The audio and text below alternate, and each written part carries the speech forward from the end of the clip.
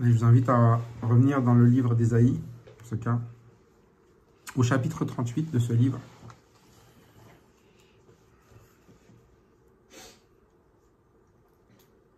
Et on va prendre les 8 premiers versets de ce chapitre.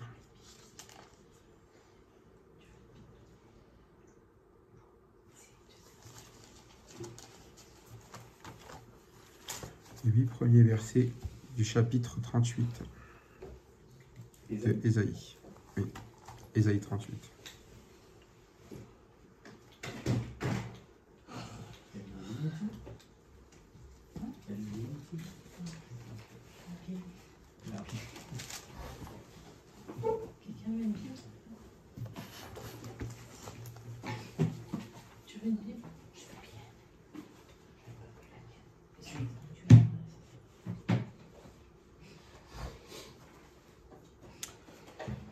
On va prendre un verset chacun, de ma gauche à ma droite.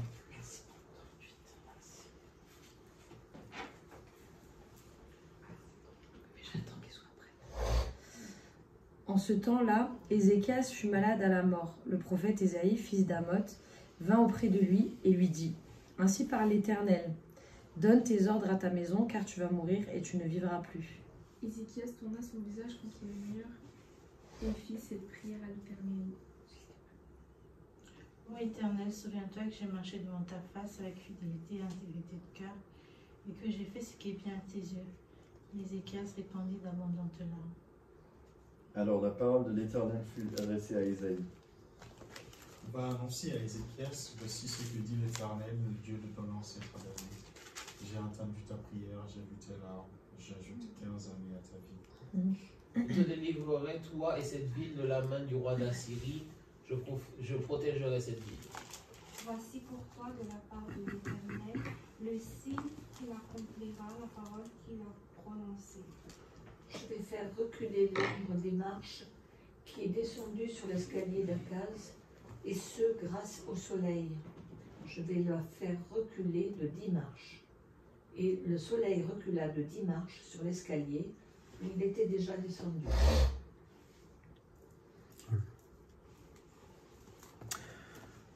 Donc on reprend dans Ésaïe ce passage où on voit la victoire au final du peuple de Juda à Jérusalem sur les Assyriens.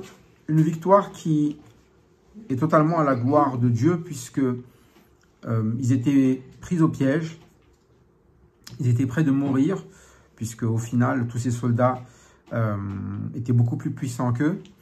Mais c'est l'Éternel qui va montrer au final sa délivrance et qui va, comme promis, accomplir un acte qui est incroyable ici puisqu'il va se débarrasser de cette armée en la faisant revenir chez elle, en ayant abattu les hommes de Sanchérib devant les portes.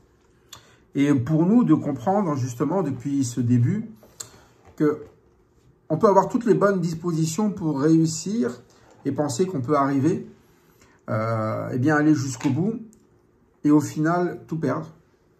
Parce que lorsque nous bâtissons les choses sur nous-mêmes, nous ne faisons pas cas de ce que Dieu est fait celui qui est l'instigateur de toutes les choses dont nous bénéficions, de nos biens, de tout ce qui se trouve autour de nous, de notre force.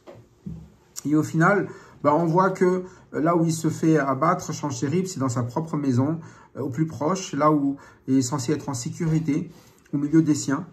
Et c'est ça, de comprendre à un moment donné que, en fait, Dieu, il ne nous donne pas des choses pour que nous pensions être forts avec, ou nous pensions être à l'abri, mais il nous ramène chaque chose dans notre vie pour que l'on prenne conscience que c'est lui qui pourvoit et qui nous amène à être ce que nous sommes chaque jour. Et c'est pour ça que pour Ézéchias et le peuple, c'est la seule chose sur laquelle ils pouvaient compter. Étant faibles, pensant ne rien posséder par rapport au final à Sanchérib, en fait, ils se sont confiés en l'Éternel qui a démontré que lorsque lui s'occupe de nous, il y a vraiment une protection. On a exactement ce qu'il nous faut. Et c'est ça, en fait, la vie avec Dieu. La protection, c'est pas de ne jamais avoir de problème. la protection, c'est qu'au milieu des problèmes, c'est Dieu qui va amener ce qu'on appelle la délivrance. C'est lui qui va nous sortir à chaque fois de nos angoisses, de nos peurs. Comme c'était le cas pour Ézéchias, il était angoissé, il était apeuré. Il est venu, il a écouté cette parole, il a eu confiance en ce qui est dit et il était bien reconnaissant et cherchait la délivrance. Et il a appris à se reposer, au final, en Dieu, en toutes choses, contrairement à Sanchérib qui s'est reposé dans ses armes, en lui-même, qui à la fin a perdu au moment où il devait être en sécurité, c'est-à-dire au milieu de ses propres enfants. Et quelque temps après, on se retrouve dans ce passage dans Ésaïe où Ézéchias se retrouve devant une autre situation qui est une situation aussi où il fait face à la mort. Mais d'une autre manière. Pas à cause de l'adversité autour de lui, pas parce qu'à un moment donné, ils se sont oppressés, pas parce qu'à un moment donné, il y a beaucoup de problèmes, tout simplement parce que le terme, c'est qu'il était malade à la mort. Et ça fait partie des situations que l'on rencontre dans notre vie. Il y a des situations où on aimerait sortir de cet endroit qui est d'être au milieu des autres, qui nous oppressent et on ne sait pas comment trouver la solution parce que, comme c'était le cas avec Sanchérib, on est coincé, on est sans issue et là on se tourne vers Dieu. Mais il y a des cas où en réalité, il n'y a pas de solution à chercher. Si ils auraient pu chercher la solution de faire un contrat avec Sanchérib pour se dire peut-être qu'on va s'en sortir. Ici, Ézéchias se retrouve dans une situation où il n'y a pas de solution à chercher. C'est marqué, Ézéchias fut malade à la mort. Et le prophète Ésaïe, il ne lui dit même pas, courage, tiens bon, on va tout faire pour que tu sortes de là. Non, il lui dit quoi? Ainsi parle l'Éternel, donne tes ordres à ta maison, car tu vas mourir et tu vivras plus. Et ça peut être assez troublant parce que on se dit parfois quand même, cette parole, elle est directe. Elle passe pas par quatre chemins, elle n'est pas en train d'essayer d'arrondir les angles sur la vie d'Ézéchias. En fait, à ce moment-là, Ézéchias, il n'y a plus rien à faire.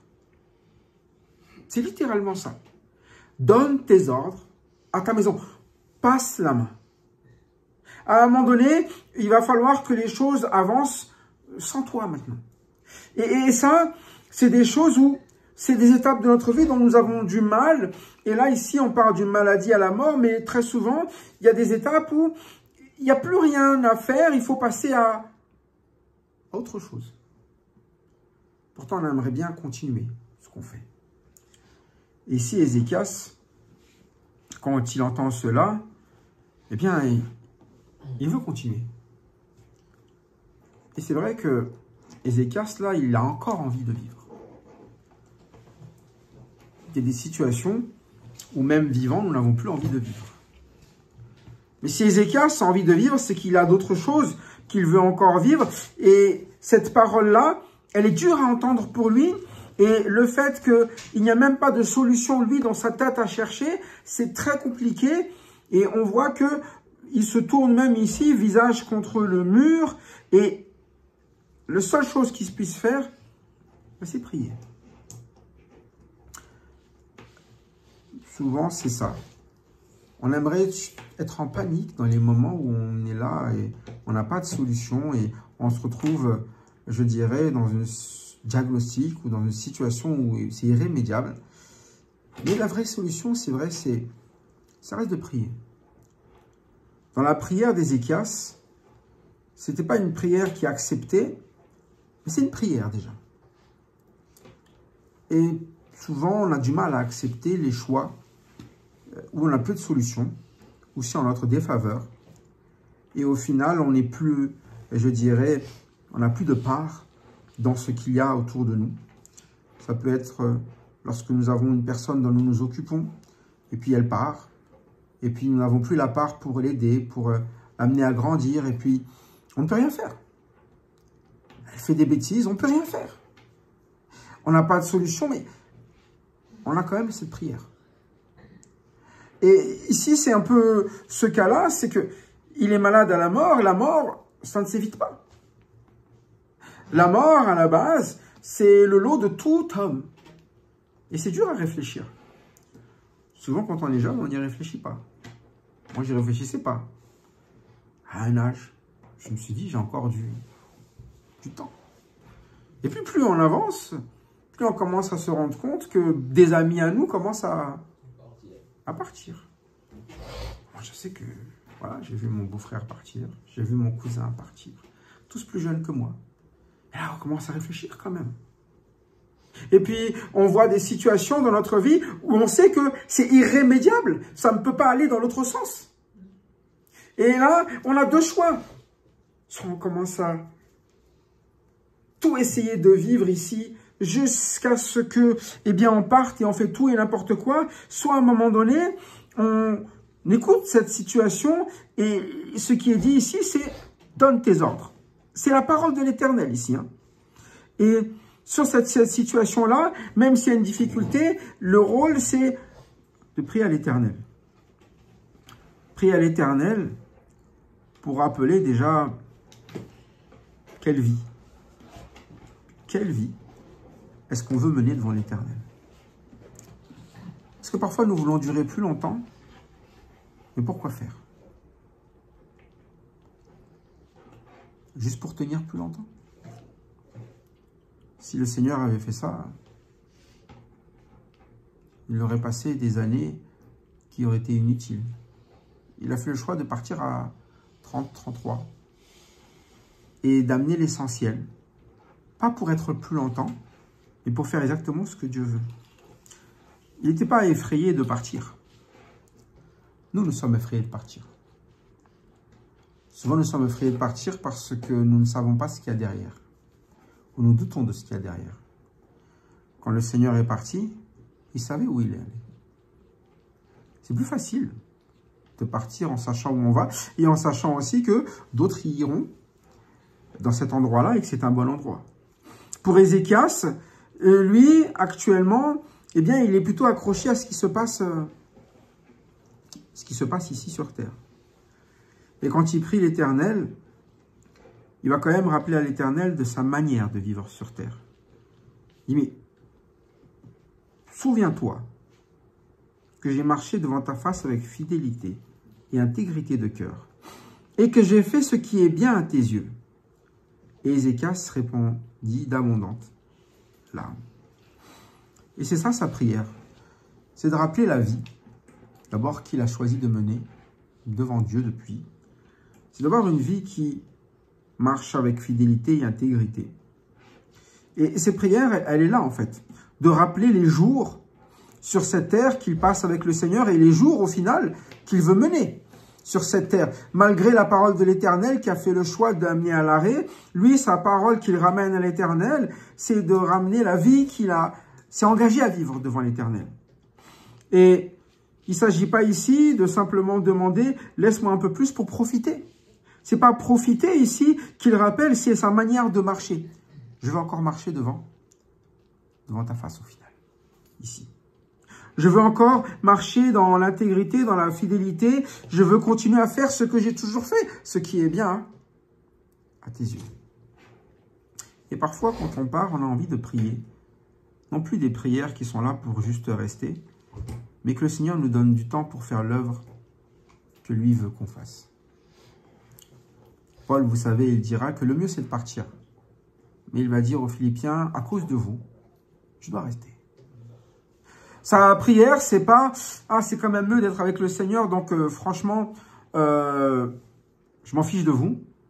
Non, il y a ce côté aussi, lorsqu'on est ici, quand on prie, si on veut, eh bien, que le Seigneur, eh bien, soit quelque chose qui soit entendable, ce n'est pas pour être en train de pécher contre lui. C'est pour continuer à avoir une vie qui est une vie, au final, qui soit totalement dédiée jusqu'au bout. Et lui, quand il prie, quand il pleure, il sait qu'il doit partir, qu'il doit donner ses ordres, qu'il doit passer la main. Mais ce qu'il rappelle, c'est « souviens-toi comment j'ai marché. Souviens-toi de ma conduite. » Et lorsqu'on est pris au piège, il faut se poser la question, pourquoi on veut sortir au final des choses qui nous entourent, des problèmes que l'on a? Est-ce que lorsque je sortirai de mes problèmes, je vais continuer à marcher avec Dieu? Ou lorsque je sortirai de mes problèmes, au final, j'oublierai complètement Dieu? Combien de fois, dans le malheur, dans les maladies, dans les différentes difficultés, les gens viennent, prient Dieu et disent, mais Seigneur, s'il te plaît, guéris-moi. Quand je serai guéri, je marcherai avec toi. Mais dans ce passage, il ne dit pas, je marcherai. Il dit, souviens-toi, j'ai marché. Il ne fait pas de fausses promesses. Il parle de choses sur lesquelles il s'était déjà engagé de faire. Et c'est ça, quand on est dans des situations difficiles, il ne faut pas faire de fausses promesses. Il faut déjà, dans notre vie de chaque jour, dès maintenant, marcher comme Dieu veut qu'on marche. Et c'est ça, déjà, régler le problème qui est le premier. Et lui, quand il prie, il dit, mais souviens-toi, j'ai marché devant ta face avec fidélité et intégrité de cœur. La fidélité, c'est pas l'affaire d'un jour. La fidélité, c'est l'affaire d'être constant dans quelque chose. Imaginez-vous, quelqu'un qui dit, moi, je suis fidèle à votre magasin, je suis venu une fois. Ben non. Si tu es fidèle à un magasin, ta carte fidélité, tu l'utilises tout le temps. C'est pour ça que ça s'appelle une carte fidélité. Souvent, on a des cartes fidélité, on en a une par magasin. C'est vrai. Enfin, moi, à une époque, j'ai regardé et ils distribuaient des cartes fidélité de partout. Mais comment tu peux être fidèle, hein? Dis-moi une chose, forcément, tu vas les faire à un moment donné. Un choix. C'est sûr. Mais c'est pour ça qu'il va quand même exprimer ici sa fidélité devant la face de Dieu. C'est-à-dire que dans sa vie, en fait, il a rappelé à chaque fois que j'ai marché, moi, je ne t'ai pas caché les choses. Je suis toujours marché devant quoi? Devant toi. Et aujourd'hui encore, je marche devant toi. Sa prière, elle est sincère. C'est pas un mensonge. C'est-à-dire, je marcherai avec toi. Non, j'ai marché devant ta face avec fidélité et intégrité de cœur ou sincérité de cœur. Je t'ai pas caché mes mauvais états. Est-ce que quand j'étais dans l'angoisse, je te l'ai cassé? Je te l'ai pas caché. Quand j'étais dans l'angoisse, je suis venu te voir. Lorsque j'avais ces doutes, je te l'ai dit. Quand j'ai parlé à Ésaïe, c'était un peu ça. Il a dit quoi? Ton Dieu. Il avait du mal à s'exprimer. Eh bien, mais il est venu devant la parole. Il a cherché toujours à ce que la parole de Dieu sonde son cœur. C'est ça la sincérité. Quand vous avez quelqu'un de sincère, il ne ment pas sur sa situation, sur ses tristesses non plus. Et là, quand il entend parler de sa mort, il est triste. Et on ne va pas faire semblant de se dire, non, moi je ne suis pas triste, ça va, ce n'est pas un problème. C'est une tristesse qui est vraie et sur laquelle il va, comme il dit ici, répondre d'abondantes larmes. Parce que cette situation, c'est une nouvelle qui est dure quand même. Et elle est dure parce que, il a dit, mais j'ai marché à finité devant toi. Ce que je veux, c'est juste ça. Je ne veux pas marcher pour faire ce qui est mal. Je veux faire ce qui est bien, comme j'ai toujours fait à tes yeux. Je fais toujours attention à ce que tu me demandes et je veux continuer à vivre ça. C'est ce que je connais avec toi et je veux continuer à vivre ça. Et c'est vrai que lorsqu'on va avoir des prières, parfois on va avoir des prières où parfois on veut être sauvé de la situation pour ne plus marcher avec Dieu, pour se cacher loin, dire maintenant je vais faire ce que je veux. Parfois c'est ça quand les gens ils ont vécu un cas difficile, douloureux, ils étaient proches de la mort, ils disent ah non, je vais profiter juste avant de... Et du coup ils font souvent les pires choses. Ils font la liste des pires choses qu'ils peuvent faire. Mais là, ce n'est pas la prière qu'a Ézéchias. Il rappelle ce qui est bien et ce qu'il a fait aux yeux de Dieu. Il a d'abondantes larmes.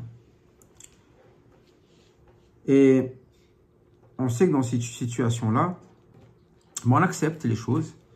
Et on va voir que l'Éternel, elle va se redresser à Ésaïe, qui a pourtant déjà annoncé une parole. Et il va redire à Ésaïe de revenir au final, parler à Ézéchias, pour lui dire autre chose. Et cette autre chose, c'est en conséquence de quoi? De sa prière et de ses larmes. L'Éternel va dire, j'ai entendu ta prière, j'ai vu tes larmes, j'ai compris pourquoi tu veux rester. Littéralement, c'est ça. fidèle, intègre, ce qui est bon à mes yeux. Et je vois que tu as pleuré pour ça. Alors je vais faire quelque chose. Pour cette chose-là, je vais bien rajouter 15 années. 15 années, ça ne veut pas dire qu'il ne va pas mourir. Ça veut juste dire qu'il aura 15 années en plus. Et ces 15 années en plus, quand Dieu nous donne quelque chose, un sursis, parfois comme on dit, par rapport à notre train de vie, par rapport à ce que nous aurions pu faire même aujourd'hui, c'est pour ça qu'on parle de racheter le temps, parce que les jours sont mauvais. Quand on nous donne un sursis, la vraie question c'est qu'est-ce qu'on en fait? Quand Dieu va lui donner un sursis, c'est pour amener une victoire à son peuple, comme il l'a ramené juste auparavant. Et quand Dieu nous donne un sursis à nous, c'est pareil. Lorsqu'il nous a délivrés de la mort, eh bien sur cette terre, nous en avons sursis en fait. C'est-à-dire que nous aurions pu partir plus tôt, nous aurions pu déjà, comme beaucoup, mourir très jeunes, mais si d'autres sont partis et que nous, on est là, c'est qu'il y a encore des choses à faire. Moi, je me dis toujours ça. À un moment donné de ma vie, j'ai vraiment réfléchi, je dis j'aurais dû partir. Si Dieu, il n'avait pas fixé un temps pour moi, je pense que j'aurais déjà dû partir, vu ma façon de vivre et beaucoup de choses. Mais c'est là qu'on se pose la question, est-ce que je vais continuer à vivre en essayant de me dire je vais vivre pour moi, ou je vais vivre en me disant qu'est-ce qui est agréable aux yeux de Dieu. Et puis ça nous apprend aussi à une chose que j'ai dû apprendre, c'est de ne pas essayer de survivre, mais vraiment de vivre. Vous savez, le survivre, c'est on essaie de tenir le plus longtemps possible. Dieu il n'a pas dit je vais essayer de te faire tenir le plus longtemps possible, je te donne exactement 15 années. Remplis ces 15 années, comme moi je le veux. Et parfois, on est là en train de planifier les choses en se disant, on a tout le temps. Et c'est ça quand on est jeune, ça souvent, j'ai tout mon temps. Et c'est pour ça que souvent, on traîne sur les choses. On dit, oh, mais ça, je verrai quand je serai plus âgé, je passerai plus de temps à faire les choses que Dieu demande. Moi, combien de fois on a entendu, oui, quand j'aurai plus de temps, quand je serai à la retraite, je vais essayer de prendre du temps pour servir le Seigneur. Ou quand on commence à sortir, oui, plus tard, quand j'aurai fini ceci, lorsque j'aurai fait cela, lorsque... Mais c'est ça le souci. C'est que quand le Seigneur, en fait, il nous donne du temps, c'est pas pour mettre de côté ce qui est agréable à ses yeux, c'est pour, au contraire, nous dédier à ce qui attend de nous. Et c'est pour ça que la prière, quand même, d'Ézéchias, et c'est là, mais il l'entend. Je sais pourquoi tu marches. Je sais pourquoi tu vis. Et je veux que tu continues à faire ça encore. Et on doit se dire la même chose lorsque le Seigneur nous donne du temps. Et bien que ce soit un temps qui soit là pour ramener ce que Dieu attend de nous. Et ce que Dieu attend, verset 6, dit ce que je veux faire pendant ces 15 années. Verset 6, je te délivrerai, toi et cette ville, de la main du roi d'Assyrie. Je protégerai cette ville. Il est roi. Dieu veut qu'il continue à être le roi, qui va pouvoir amener cette ville, quoi? Eh bien, dans une direction qui va lui amener non seulement la délivrance à lui, mais aussi pour la ville. Durant le temps d'Ézéchias, il n'y aura pas de défaite. Il n'y aura pas de défaite pendant le temps d'Ézéchias. Et c'est ça, en fait, ce que Dieu fait dans notre vie. Parfois, il nous amène à vivre pour lui, pour qu'on ramène des victoires pour ce qu'il y a autour de nous. Du temps au moins où on est là. Parce que c'est les raisons pour lesquelles il a envoyé même les disciples. Lorsque Paul a été envoyé, il dit c'est à cause de vous. Tant que tu es là, donne-leur à ces églises des quoi? Des victoires, parce qu'ils ont tendance à partir à gauche, à droite. Mais quand il a plu à Dieu de le rappeler, il l'a rappelé. Et c'est ça, au final, quand on va parler d'une vie. Nous ne sommes qu'une vapeur, dit Jacques, et une vapeur, ça dure très peu de temps. 15 années, dans le temps de Dieu, ça représente pas grand-chose. Pour nous, ça représente des choses énormes. Mais au final, 15 années, ça passe vite. Hein. Moi, si je réfléchis 15 années en arrière, je me dis, oui, c'est passé très, très vite. Hein. Et ce serait dommage d'arriver après 15 ans et dire « Oh non, il ne me reste plus qu'un an et là je vais essayer de rattraper les 14 années où j'ai pas fait ce que Dieu a dit. » Et c'est là où je me dis toujours, si Dieu devait me rappeler aujourd'hui pour partir, est-ce que je serais là en train de me dépêcher pour essayer de remplir ce qui reste? Ou je continuerai à faire ce que, comme Ézéchias il fait, à marcher devant la face de Dieu avec fidélité, intégrité, ce qui est bien aux yeux de Dieu. Il ne s'agit pas de rattraper ici, il s'agit de continuer ce qu'on a toujours fait. C'est la différence entre la fidélité et vous savez, cette espèce de sprint qu'on essaie de faire. Et souvent, c'est pour ça qu'il y a des gens qui passent sur les lits de mort à la fin et disent « fais un sprint ». La personne, elle est athée ou elle n'a jamais cru. Les personnes, ils sont là, et là, on les encourage tous à quoi? À croire, non? Il y a des gens, c'est ça leur passage. Ils vont à ce moment-là pour demander aux gens « maintenant, il faut que tu donnes ta vie à… » On dirait une espèce de course sur tout ce qui… Mais au final, c'est… Qu'est-ce qui va être donné à Dieu sur cette petite partie? Toutes les choses où Dieu voulait nous donner de victoires dans notre vie, des délivrances et le ramener aux autres, on n'aura pas pu les faire.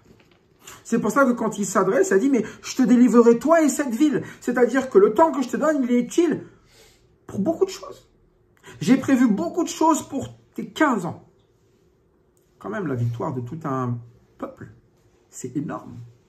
Mais avant de parler du peuple, il dit, je te délivrerai. Toi. Et parfois, nous pensons que lorsque nous tenons plus longtemps, c'est aussi parce qu'on l'a mérité, parce qu'on est quelqu'un de bien. Il dit non, mais en fait, si je te laisse plus longtemps, je te ramènerai toujours quoi? La délivrance.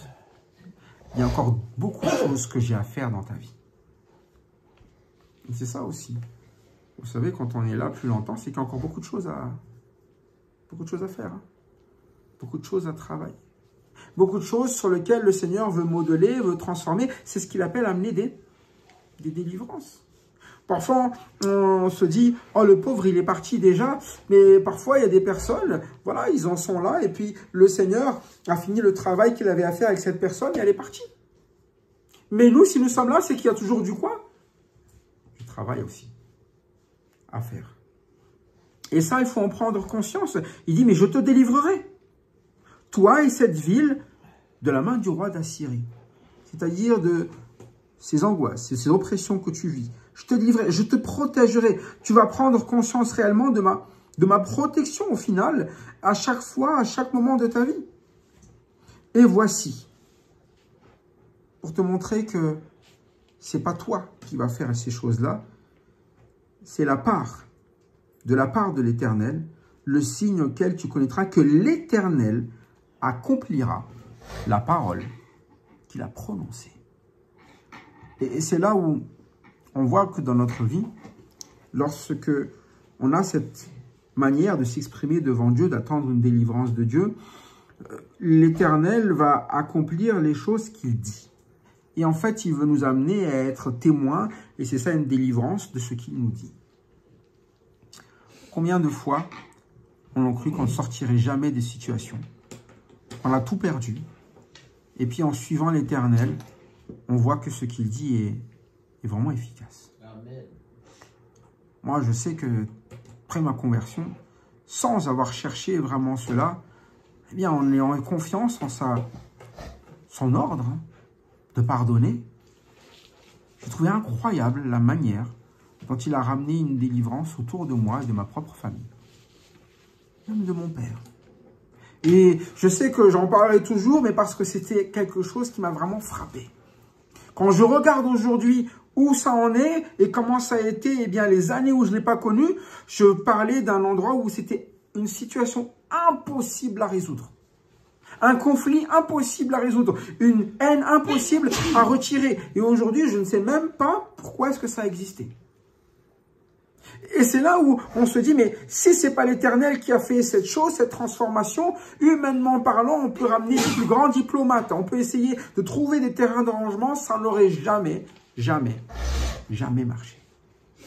Et c'est pour ça qu'on a vraiment cette situation, l'Éternel accomplira ce qu'il a prononcé. C'est-à-dire qu'à un moment donné, dans notre vie, il va nous donner une délivrance et nos victoires vont être utiles pour amener bien, aux autres aussi des victoires. Là où il y avait l'animosité, eh bien, nous devenons ce qu'on appelle des personnes qui appelons à la réconciliation malgré nous. On va amener la paix. Malgré nous, parce que c'est l'œuvre de Dieu. Et ça sera des choses où on pourra faire ce qu'on veut. Ça sera juste un constat. Même si on nous avait dit que c'était impossible, ça sera un constat et c'est ce qui s'est passé là. On se retrouve à un endroit où la parole de l'Éternel, lorsqu'elle a prononcé, elle donne quelque chose qui est totalement impossible. Qu'est-ce qui est impossible? Le miracle qui est fait là, ce n'est pas un miracle où vous pouvez essayer d'imiter ça. Ça ne marchera jamais. Il s'est passé quelque chose pour montrer vraiment à Ézéchias ici que ces 15 années que je te donne, je te les donne et je te les donne avec ma puissance, ma capacité. Et je vais te montrer que ce sont des choses impossibles qui vont être amenées au final à vivre. Je ferai reculer de 10 degrés en arrière avec le soleil l'ombre des degrés qui est descendu sur les degrés d'Akaz. En grosso modo, le soleil reculera de 10 degrés sur les degrés où il était descendu. Vous savez ce que ça implique quand même d'un point de vue... Oui, c'est ça, astronomique. On se retrouve avec... Normalement, la Terre tourne dans un sens. Et d'après ce passage, quelque chose a tourné dans l'autre sens. Chose où vous pouvez raconter ça à tout le monde va vous dire quoi? C'est pas possible. Et c'est vrai, c'est pas possible. Et il faut le dire, c'est pas possible. C'est pour ça qu'il dit, il y a des choses, vous pouvez le raconter à tout le monde dans votre vie. Dieu va faire des choses, dire, mais c'est pas possible. Oui, mais c'est au hasard. Oui, mais ça aurait pu être autrement. Oui, mais on pourra en parler 10 ans. Mais moi, je dis toujours, c'est des faits. C'est-à-dire qu'à un moment donné de ma vie, je sais ce qui s'est passé quand j'étais à tel âge. Je sais ce qu'il y a aujourd'hui. Je dis, oui, c'était impossible. Mais en tout cas, c'est les faits. Et c'est ça ce qu'on appelle la vie que Dieu, eh bien, au final, prend en charge. Vous pouvez négocier en disant, c'est pas possible. Mais si vraiment vous faites ce que Dieu demande, à un moment donné, vous allez voir des choses impossibles dans votre vie, dans vos relations, dans votre situation personnelle. Et ça, c'est pas histoire d'essayer de convaincre par des choses magiques ou des choses... C'est simplement quand Dieu fait l'œuvre, il ne faut pas réfléchir à ce que moi, je vais pouvoir faire en 15 ans. Il faut réfléchir à un moment donné ce que Dieu promet dans notre vie durant ces années. Il a promis quoi? De la délivrance. Il a promis quoi? Pour toi et toute ta famille. Là, c'est toute la vie. Toute la famille. Et moi, je crois, quand Dieu dit quelque chose, eh bien, si on met en œuvre ce qu'il nous demande, il n'y a aucune raison que ça ne se passe pas comme il dit. La seule chose qui empêche que ça se passe comme il dit, c'est ce qu'on appelle l'incrédulité. C'est qu'on commence à prendre la main sur les choses.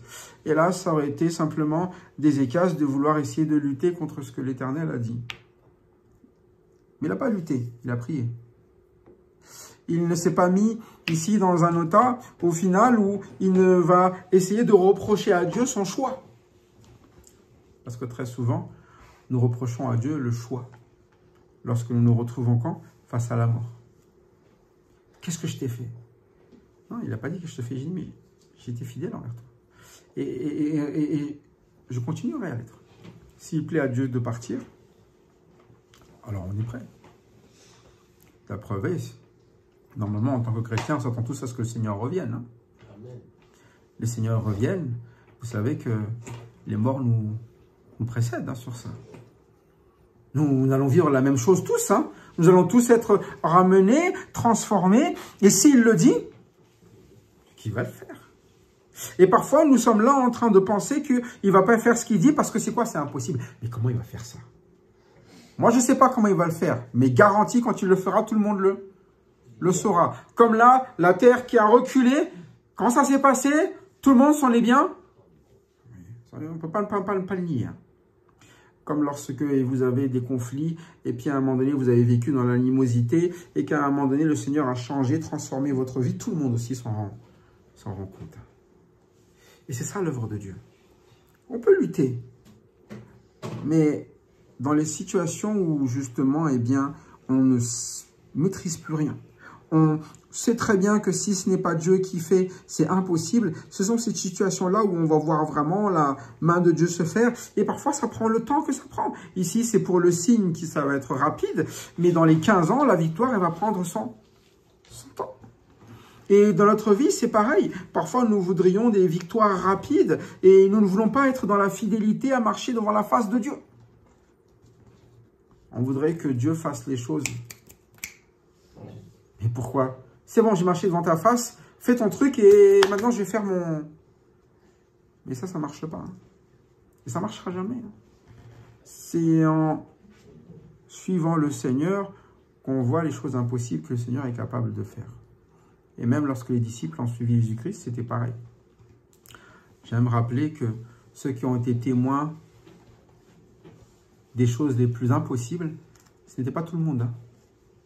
Je ne sais pas si vous vous rappelez, mais lorsqu'il y a eu la résurrection de la jeune fille, ou lorsqu'il y avait la montagne de la transfiguration, ils n'étaient pas très nombreux.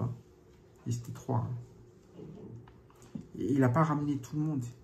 Ce sont ces personnes-là qui ont vu des choses impossibles, mais ce sont les personnes qui ont suivi depuis le début. Et ils vont voir des choses que d'autres ne pourront même pas comprendre. D'ailleurs, quand ils sont montés à la montagne de transfiguration, c'est leur est dit qu'ils n'en parleront pas avant la fin au bout. Et c'est cela, parfois, lorsque nous ne sommes pas dans cette fidélité à marcher dans la face de Dieu et à être intègre envers Dieu, et on ne voit pas des choses, on se dit, Dieu n'est pas capable de. Si, il est capable, sauf que vous étiez absent au moment où il voulait le faire. C'est souvent ça.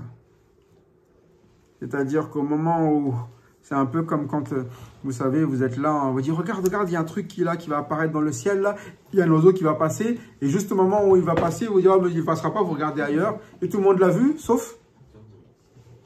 Ça arrive souvent, ça, hein. Et c'est la même chose avec Dieu. Parfois, on est là, on se dit, mais j'ai déjà fait l'effort. On ne te demande pas de faire l'effort, on te demande d'être fidèle. La différence entre l'effort et la fidélité, c'est que la fidélité, c'est juste d'être constant dans ce qu'on te demande. On est fidèle à manger, hein. On est fidèle à dormir en général, on est fidèle à faire beaucoup de choses dans la vie. Mais là, ici, on parle de la fidélité à marcher devant la face de Dieu. C'est-à-dire à ne rien lui cacher, à toujours tout lui présenter et à toujours être là, à l'écoute de ce qu'il attend de nous. D'ailleurs, vous le voyez bien, Ézéchias, à chaque fois dans des moments de sa vie, qu'est-ce qui se passe? Où il va et qui intervient? Lorsqu'il était dans les angoisses, il est parti voir qui? Isaïe, non? Pour entendre la parole. Là, ici, il va écouter ce qu'Ésaïe va dire sur sa vie. Il va le croire très vite. C'est pour ça qu'il va prier. Et c'est pour ça qu'il vit de ça, non? Lorsqu'Ésaïe revient et qu'il va annoncer autre chose, il va être comment après? Sans avoir encore été guéri, hein? Il va être dans ce qu'on appelle quoi? Dans la joie de bientôt être rétabli. Et c'est ça, quelqu'un qui vit au rythme de la parole de Dieu, venant écoute de la parole de Dieu, en étant là en train de chercher toujours ce que Dieu a à dire. En réalité, il bénéficie non seulement de la franchise de Dieu. Quand je marche devant la face de Dieu, il est franc envers moi. Il me dit clairement ma vie. Ça, c'est un péché. Ça te mène à la mort. Ça c'est autre vie. Ça, ce n'est pas une bonne attitude. Ça, il est clair. Mais il est clair aussi que la parole de Dieu, il va ramener des promesses. Et quand il ramène une promesse, celles-là aussi, elles vont toujours quoi? Se faire. Elles vont toujours dire, je t'ai dit ça, j'accomplirai ça pour toi. Je t'ai demandé cela, tu auras ça qui va avec. Et c'est ça aussi qui est l'avantage. C'est qu'on a Ézéchias, en fait, pourquoi est-ce qu'il dit qu'il fait que ce qui est bien aux yeux de Dieu? Parce qu'il laisse toujours Dieu voir les choses dans sa vie. Et vous savez que ce n'est pas tous les rois de Juda qui ont cette description-là. Ils sont rares, les rois de Juda, où c'est dit que ce qu'ils faisaient était agréable à Dieu. Il n'y en a pas beaucoup, hein.